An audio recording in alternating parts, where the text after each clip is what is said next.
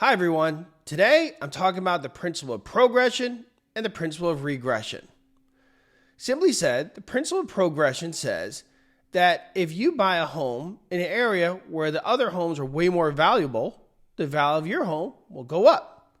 The principle of regression says if you buy a home where the other homes are less valuable, the value of your home will go down.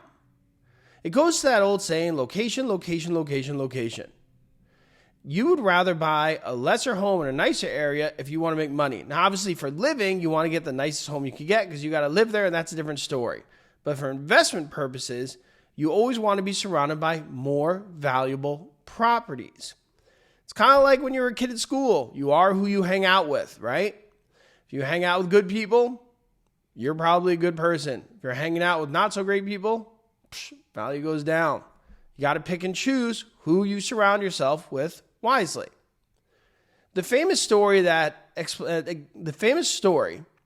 demonstrates this point is the MC Hammer home that was bought in 1990. Maybe it was 1991. I don't remember exactly.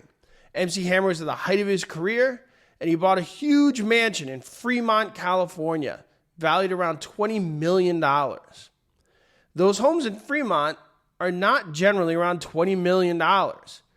So he bought this massive mansion and he made it super nice with marble floors and other types of amenities that were way above and beyond what was normal in the local area. Needless to say, when MC Hammer started to lose money, he had to sell his home. He couldn't get back that $20 million, no matter how nice the home was. The value of the home dropped. This was an excellent example of the principle of regression because the surrounding community didn't support a value of $20 million, no matter how nice the home was.